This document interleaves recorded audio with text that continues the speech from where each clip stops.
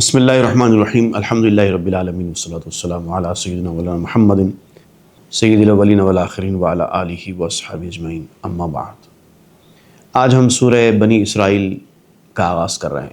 یہ سورہ جو بنی اسرائیل کے نام سے زیادہ معروف ہے، اس کا ایک اور نام بھی ہے سورۃ الاسراء، اور بعض لوگ اس کو سورہ سبحان بھی کہتے ہیں، لیکن زیادہ مشہور یہ دو نام ہی ہیں، اور سورہ بنی اسرائیل اس کا زیادہ تر نام مستعمل ہے۔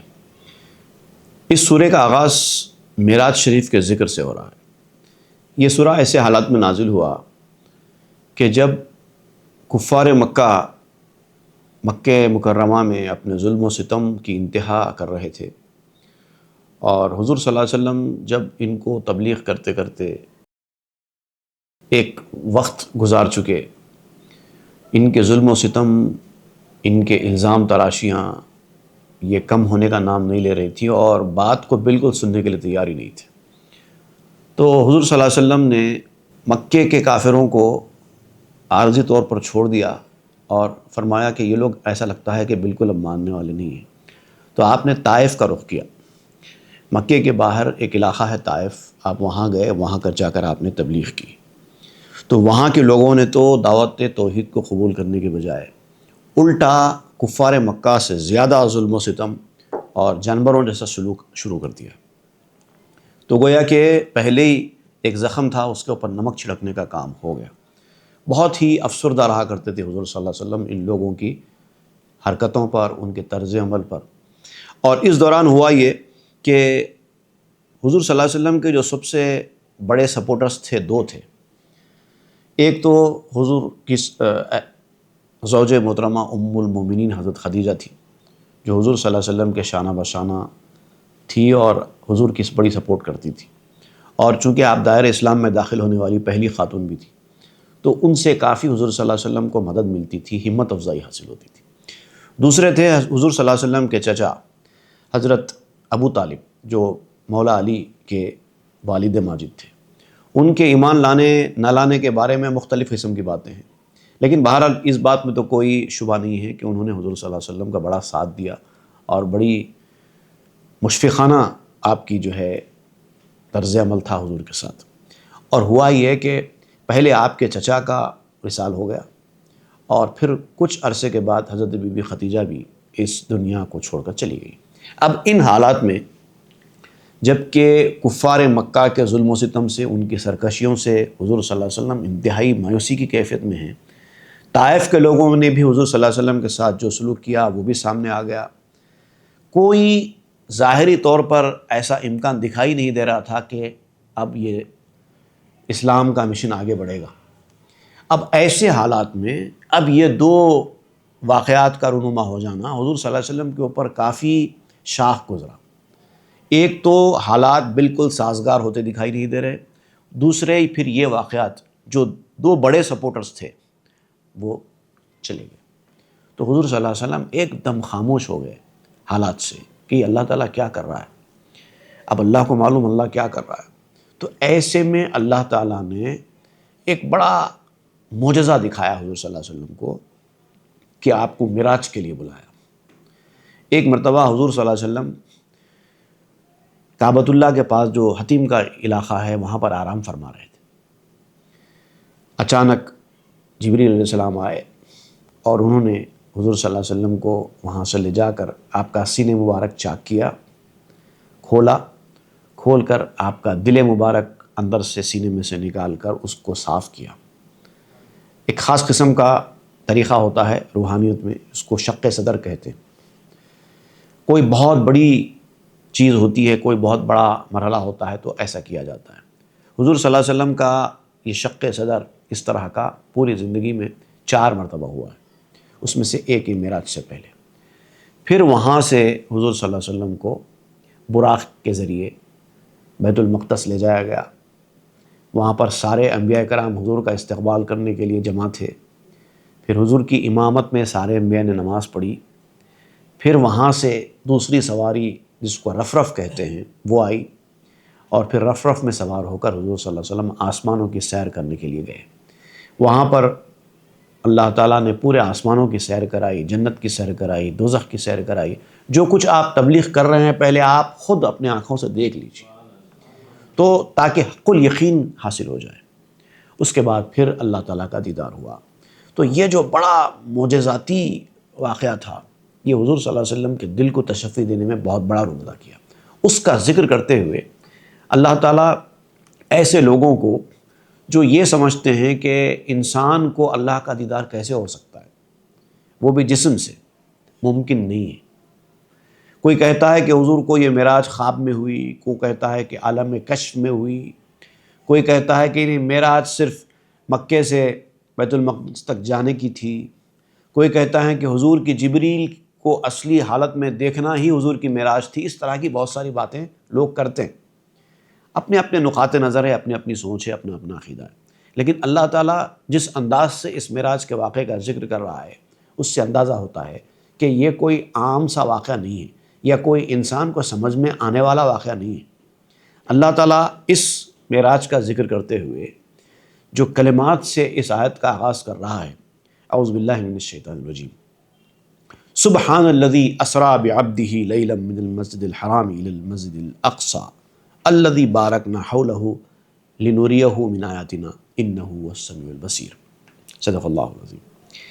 ہر عیب، ہر برائی اور ہر نقص، ہر خرابی، ہر فالٹ، ہر کمی سے پاک ہے وہ ذات جس نے اپنے بندے کو رات کے تھوڑے حصے میں سیر کرائی. دیکھیے یہاں پر اللہ تعالیٰ نے حضور صلی اللہ علیہ وسلم کو معراج کی دولت سے مشرف کیا نا. تو آپ ایک بندہ کیسے جا سکتا ہے، کیوں سوچتے ہیں؟ لے جانے والا کون ہے؟ جو پاک ہے، اور وہ کہتا ہے کہ میں خود لے گیا. اب دیکھیے اسریٰ بعبدہ میں جو مفہوم ہے، ایسا نہیں ہے کہ اللہ تعالیٰ نے اپنے بندے کو بلایا، ایسا نہیں ہے. یہ بھی تو ہو سکتا تھا نا، اللہ تعالیٰ نے اپنے بندے کو معراج کے لیے بلایا نہیں ہے. اسریٰ بعبدہ کا مطلب ہوتا ہے ساتھ لے گیا، جبکہ اللہ تعالیٰ آیا تھا کیا ساتھ لے جانے کے لیے؟ لیکن اللہ تعالیٰ نے اس واقعے کو اپنی طرف منسوب کر لیا تاکہ لوگوں کے اعتراض کے دروازے بند ہو جائیں، اللہ کی قدرت پر یقین پیدا ہو جائے. اللہ تعالیٰ چاہے تو کچھ بھی ہو سکتا ہے، وہ تو ہر خرابی اور ہر کمی سے پاک ہے. سبحان الذی اسریٰ بعبدہ، پاک ہے ہر عیب سے وہ ذات جس نے اپنے ایک بندے کو سیر کرائی. اب یہاں پر لفظ بندے کا جب استعمال کیا گیا تو یہ بھی مفسرین نے لکھا ہے کہ بڑی معنی خیز بات ہے. اپنے رسول کو سیر کرائی، اپنے نبی کو سیر کرائی بھی تو ہو سکتا تھا، کیونکہ رسول اللہ صلی اللہ علیہ وسلم رسول بھی ہیں، نبی بھی ہیں. لیکن بندہ کیوں ذکر کیا گیا؟ اس کی ایک وجہ یہ ہے کہ رسول فرشتے بھی ہو سکتے ہیں. فرشتوں کے لیے بھی، بعض فرشتوں کے لیے لفظ رسول استعمال کیا گیا ہے. اور نبی تو بہت سارے ہوئے، ہر نبی کو یہ شرف نہیں دیا گیا. اور پھر نبی اگر وہ جسم کے ساتھ ہے تو بھی نبی ہے، اور اگر جسم سے ہٹ کر ہے تو بھی نبی ہے. جیسے عالم ارواح میں انبیاء کرام کو اللہ تعالیٰ نے خطاب فرمایا، وَإِذْ أَخَذَ اللَّهُ مِيثَاقَ النَّبِيِّينَ، نبیین کا ذکر کیا گیا. وہاں پر نبیوں سے خطاب کیا اللہ تعالیٰ نے، وعدہ لیا. تو حالانکہ ابھی ان کو جسم نہیں دیا گیا تھا، ابھی دنیا میں پیدا ہی نہیں ہوئے تھے، تب بھی وہ نبی تھے. تو نبی کے لیے جسم ہونا ضروری نہیں ہے، بغیر جسم کے بھی روح کو نبی کہا جا سکتا ہے. لیکن یہاں پر بھی لوگ ایسا خیال نہ کریں کہ یہ معراج روحانی تھی، اسی لیے لفظ بندہ استعمال کیا گیا. بندہ کا مطلب ہوتا ہے جسم اور روح کے ساتھ. تو معلوم ہوا کہ یہ معراج بھی جسم اور روح کے ساتھ تھی. لیلن، پوری رات معراج نہیں ہوئی، بلکہ رات کے ایک مختصر سے حصے میں ہوئی. من المسجد الحرام الی المسجد الاقصی، اور مسجد حرام سے لے کے مسجد اقصی تک حضور صلی اللہ علیہ وسلم کو اللہ تعالیٰ نے بھیجا. اور فرماتا ہے کہ لے گیا. الذی بارکنا حولہ، اور یہ وہ علاقے ہیں جس کے آس پاس ہم نے کافی برکتیں رکھی. کعبۃ اللہ سے لے کر یروشلم مسجد اقصی تک کا جو ایریا ہے، اس ایریے کو اللہ تعالیٰ فرماتا ہے کہ یہ دونوں علاقوں کے درمیان ہم نے کافی برکتیں رکھی. لِنُرِيَهُ مِنْ آیاتنا، اور اسی لیے اس کو یہاں سے وہاں لے جایا گیا اس بندے کو، تاکہ ہم اس کو دکھانا چاہتے تھے اپنی نشانیاں، کہ دیکھو تم اپنی آنکھوں سے ہماری نشانیاں دیکھو۔ اِنَّهُ هُوَ السَّمِيعُ الْبَصِيرُ، اور بے شک وہ سننے والا بھی ہے اور دیکھنے والا بھی ہے۔ وَآتَيْنَا مُوسَى الْكِتَابَ وَجَعَلْنَاهُ هُدًى لِّبَنِي إِسْرَائِيلَ أَلَّا تَتَّخِذُوا مِن دُونِي وَكِيلًا۔ اب یہاں پر ذکر ہو رہا ہے بنی اسرائیل کا۔ جو بنی اسرائیل ہے، یعنی موسیٰ علیہ السلام کے ماننے والے اہل کتاب یہودی، ان کا ذکر کرتے ہوئے فرمایا جا رہا ہے کہ ان لوگوں کی جو سرکشیاں بڑی ہیں، ان کو یہ یاد رکھنا چاہیے کہ ہم نے ان کو ایک کتاب دی تھی، تورات نام کی ایک کتاب دی تھی، اور پھر ہم نے اس کتاب کو اس بنی اسرائیل کی قوم کے لیے ہدایت والا بنایا تھا،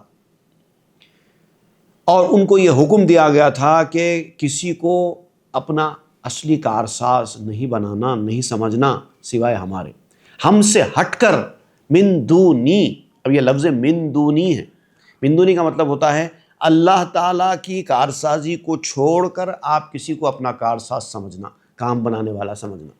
کوئی یہ سمجھنا کہ نہیں اللہ کام بنائے نہ بنائے ہم کسی اور سے اپنا کام نکال لیں گے، ایسا نہیں۔ کوئی دنیا میں کام آپ کا بنا بھی رہا ہے تو یہ سمجھنا ہے کہ وہ اللہ کی جانب سے مقرر ہے، تبھی بنا پا رہا ہے، نہیں تو نہیں بنا پائے گا۔ من دونی وکیلا، اللہ کو چھوڑ کر، اللہ سے ہٹ کر کوئی اور تمہارا کام بنانے والا نہیں ہو سکتا۔ یہ ہم نے تم کو ہدایت دی تھی تورات میں، لیکن تم نے اس کو فراموش کر دیا، بھلا دیا۔ اور تورات کے بارے میں جو کہا گیا ہے ہدی لبنی اسرائیل، تو معلوم یہ ہوا کہ تورات کا نزول صرف بنی اسرائیل کے لیے تھا، قیامت تک کے لیے نہیں ہے۔ ذریۃ من حملنا مع نوح، اے ان لوگوں کی اولاد جن کو ہم نے نوح کے ساتھ کشتی میں سوار کرایا تھا۔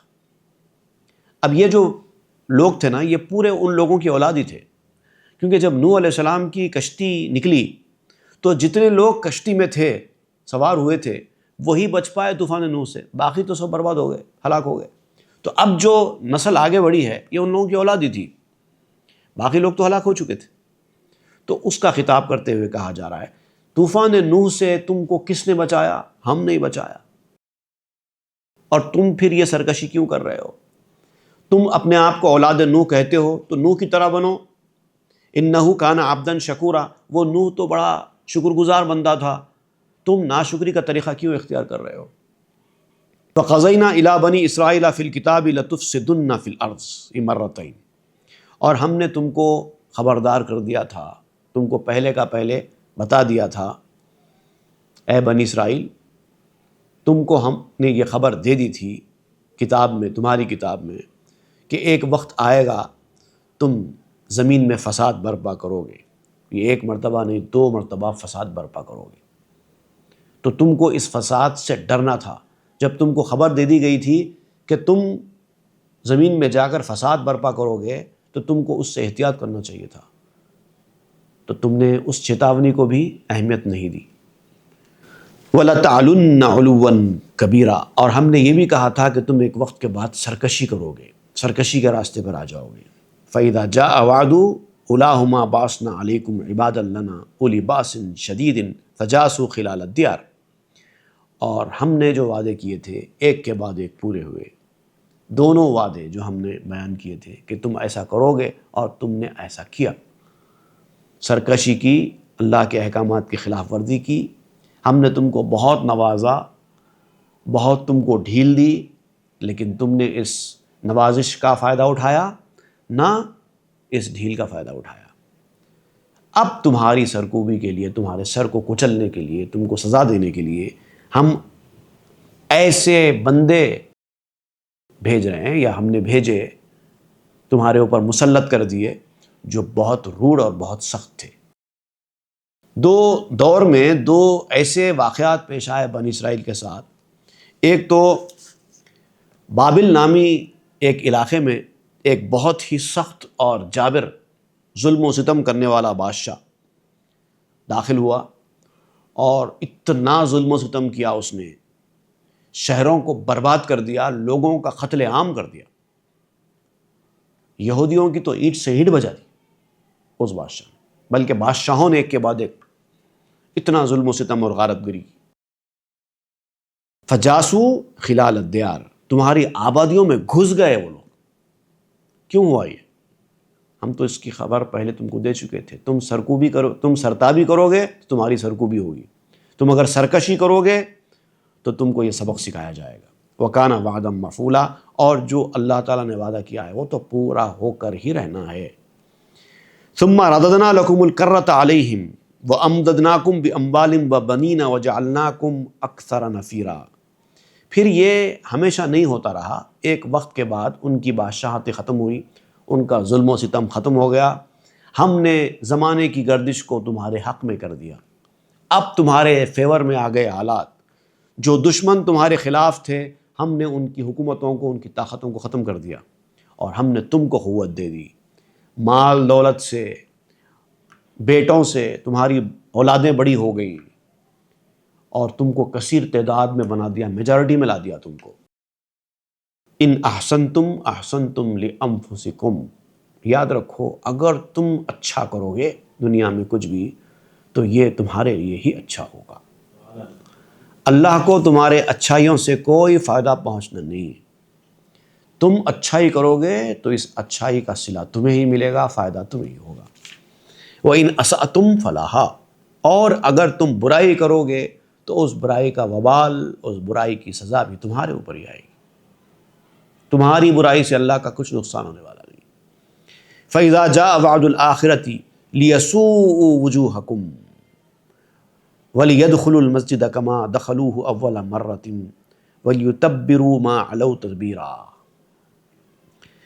اور جب تمہارے ہاتھ دوسرا وعدہ آیا، اب پہلی بار تم نے سرکشیاں کی تو اللہ تعالیٰ نے ظالم و جابر بادشاہوں کو تمہارے اوپر مسلط کیا، تم کو تہ تیغ کر دیا، ظلم و ستم کا نشانہ بنا دیا، تمہاری آبادی ختم ہو گئی. لیکن اس کے بعد پھر حالات پلٹی کھائے، تمہارا پلڑا بھاری ہوا، تمہارے پاس مال دولت اولاد خاندان ہر چیز میسر آ گئی. پھر تم نے سرکشی کا راستہ اختیار کیا.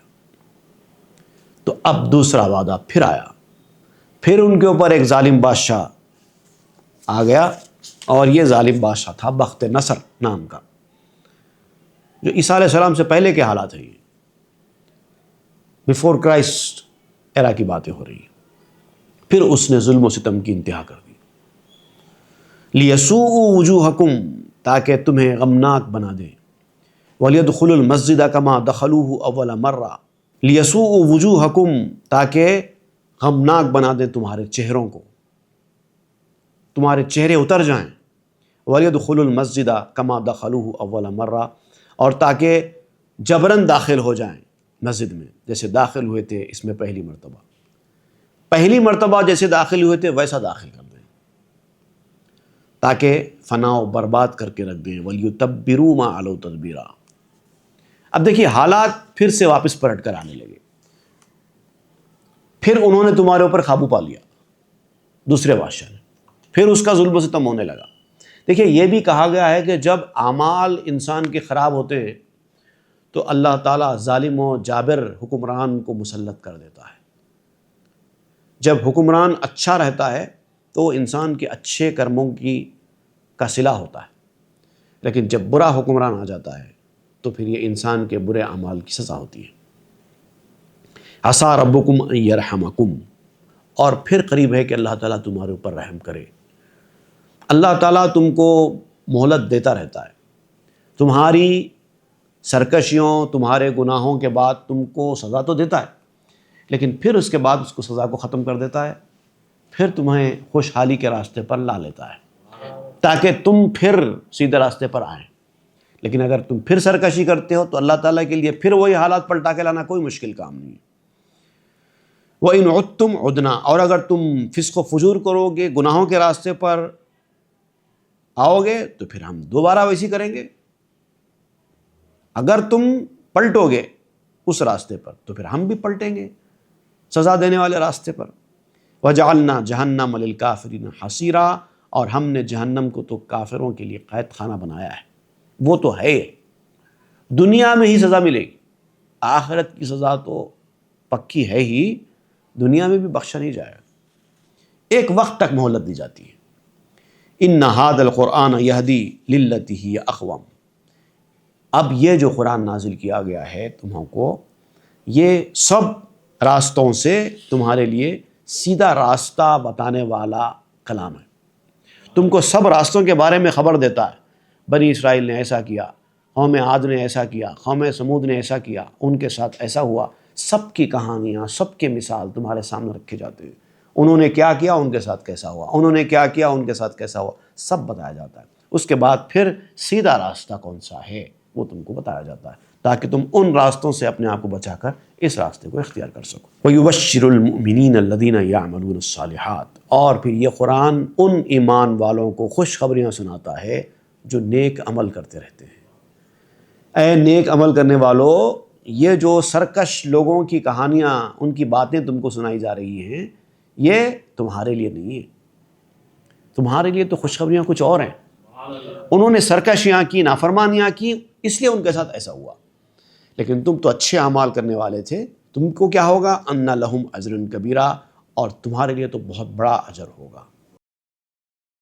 وَأَنَّ الَّذِينَ لَا يُؤْمِنُونَ بِالْآخِرَةِ أَعْتَدْنَا لَهُمْ عَذَابًا أَلِيمًا. ہاں، وہ لوگ جنہوں نے آخرت کی اوپر ایمان لانے کو اہمیت ہی نہیں دی، لائٹ لے لیا، دنیا کی زندگی ہی کو سب کچھ سمجھتے رہے، آخرت کے بارے میں سوچا ہی نہیں، ان کا ایمان آج بھی نہیں ہے. وہ کہتے ہیں پتہ نہیں کیا ہونے والا ہے، نہیں معلوم. اس طرح کی کیفیت سے دوچار ہیں، ان کا ایمان کمزور ہے. تو ایسے لوگوں کے لیے تو دردناک عذاب تیار ہے. ایمان اپنا مضبوط کرو گے، اس کے بعد پھر نیک عمل اختیار کرو گے، تو پھر تمہارے لیے کامیابی ہی کامیابی ہے، اجر ہی اجر ہے. لیکن اگر تم نے اپنے ایمان کے اندر شک کا بیج بویا تو ظاہر بات ہے تم نیک عمل تو نہیں کر پائیں گے. کیونکہ جب آپ کو آخرت پر یقین ہی نہیں ہے تو نیک عمل کریں گے کیوں؟ اور جب نیک عمل نہیں کریں گے، آخرت پر ایمان نہیں رکھیں گے، تو پھر تو دردناک عذاب ہونے والا ہی ہے. آپ چاہے مانو چاہے نہ مانو، چاہے کہہ دو کہ میں جنت کو نہیں مانتا، جہنم کو نہیں مانتا، آخرت کے دن کو نہیں مانتا، آپ کے بولنے سے کچھ ہونے والا نہیں ہے، وہ تو ہونے والا ہی ہے. یہ ہے ایمان کی اصلیت، یقین رکھنا. صدق اللہ العظیم وصدق رسولہ النبی الامین الکریم ونحن علی ذلک من الشاہدین والشاکرین. آمین والحمد للہ رب العالمین.